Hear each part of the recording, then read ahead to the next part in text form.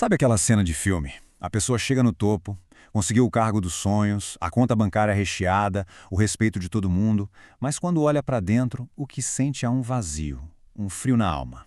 Pois é, essa história não é sobre um fracasso, mas sobre uma vitória que no fundo tem gosto de derrota. E é por isso que este livro do Deepak Chopra não é um manual de autoajuda. Pense nele mais como um mapa de fuga. Um mapa que não te leva para um tesouro, mas para uma realidade completamente diferente. Uma onde o sucesso não é uma caça, mas uma consequência natural de quem a gente é. E é aqui que o jogo começa a virar. Com uma pergunta que parece simples, mas que pode bagunçar tudo o que a gente acredita. E se toda essa luta, todo esse cansaço, o estresse, a competição, e se tudo isso não for o preço que a gente paga pelo sucesso, mas a própria muralha que a gente constrói e que nos impede de chegar lá? Mas antes de abrir esse mapa, a gente precisa encarar o grande vilão dessa história. Ele não tem um rosto, mas ele sussurra no nosso ouvido todo santo dia. É aquela ideia de sucesso que venderam pra gente, sabe? Uma promessa que, na verdade, é uma grande armadilha. A gente conhece essa pessoa, não conhece? Talvez, bem lá no fundo, essa pessoa até sejamos nós. Alguém que seguiu o roteiro, escalou a montanha com toda a força do mundo, só para descobrir que lá no topo é frio, é solitário, e o único prêmio é o eco do próprio esgotamento. É a vitória que se sente exatamente como uma derrota. E o diagnóstico para essa doença da alma tem nome. O Chopra chama de referência ao objeto. É basicamente quando a nossa identidade, o nosso valor, está todo ancorado do lado de fora.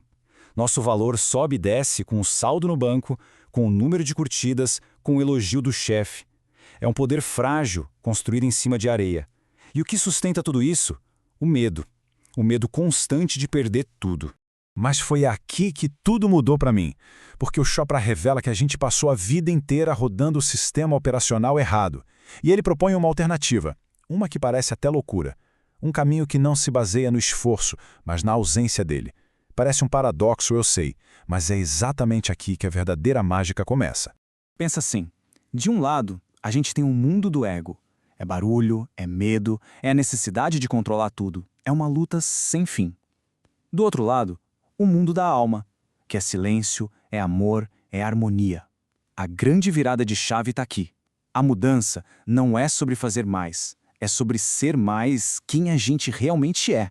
É trocar aquele poder externo, que é super frágil, pelo poder do eu, que ninguém pode tirar de você. E essa frase resume bem o custo de viver no mundo do ego. Pensa em quanta energia a gente gasta para manter as aparências, para provar que a gente está certo, para controlar o que não dá para controlar.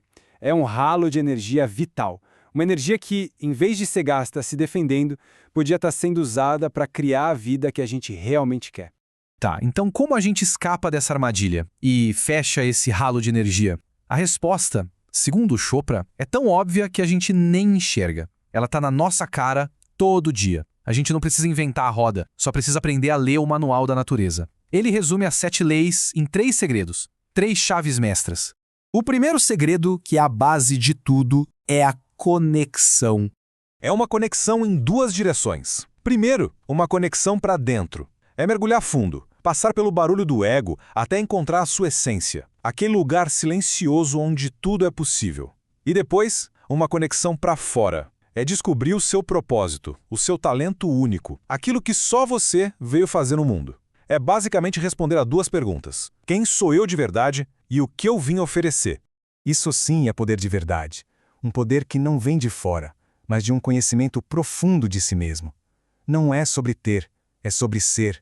E isso nos leva direto para o segundo segredo, que ensina como a gente age a partir desse novo lugar de poder.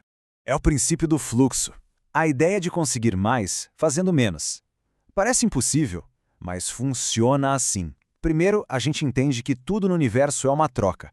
Para receber, você precisa dar. Depois, a gente passa a agir por amor, não por medo, como a grama que cresce sem esforço. E talvez o mais importante, a gente se desapega do resultado. A gente lança a nossa intenção, mas confia que o universo vai cuidar da entrega. É só olhar para uma flor. Ela não luta para desabrochar, ela simplesmente se entrega ao processo. A natureza não força, ela flui. Ela não resiste, ela se adapta. Esse é o modelo para uma ação que é, ao mesmo tempo, suave e incrivelmente poderosa. E isso nos leva ao terceiro e último segredo, o ponto onde a conexão e o fluxo finalmente se transformam em realidade. É o poder da criação. Primeiro, a gente entende que toda escolha que a gente faz é uma semente que estamos plantando para o futuro. É a lei da causa e efeito. E segundo, a gente aprende a usar o poder da intenção. É como pegar a semente do que a gente quer, plantar no solo fértil do universo e confiar que a inteligência da vida vai fazê-la germinar. E aqui está o pulo do gato, a fórmula mágica.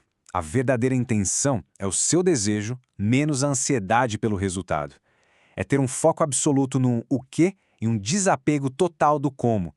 É uma declaração de confiança que você entrega para o universo e não um pedido desesperado que nasce do medo. Ok, entender tudo isso é incrível, mas conhecimento parado não vira sabedoria. Então, qual é o primeiro passo prático para a gente sair da teoria e começar a viver essa nova realidade, hoje? Lembre-se, a mudança fundamental é essa. É parar de nadar contra a correnteza e aprender a boiar com ela. Não se trata de colocar mais uma tarefa na sua lista de afazeres, mas de mudar a forma de estar no mundo. Olha, se for para esquecer tudo que foi dito e lembrar de uma única coisa, que seja esta. O primeiro passo prático, a chave que liga a ignição de tudo, é botar a lei da dádiva para rodar. Começar o fluxo, hoje. Para cada pessoa que cruzar o seu caminho, decida dar alguma coisa. Não precisa ser material. Dê um elogio sincero. Dê 1 minuto de atenção total. Dê um sorriso. E, tão importante quanto, aprenda a receber de braços abertos e com gratidão. A vida é essa dança. Te dar e receber. E para a gente fechar, fica uma pergunta que conecta tudo isso. A pergunta a ser feita não é mais o que o mundo pode me dar. A pergunta que realmente muda o jogo é: qual é o meu dom único, aquele talento que só eu tenho? E como eu posso usar isso para servir alguém hoje mesmo? A resposta para essa pergunta não é só o começo do sucesso, ela já é o sucesso em si.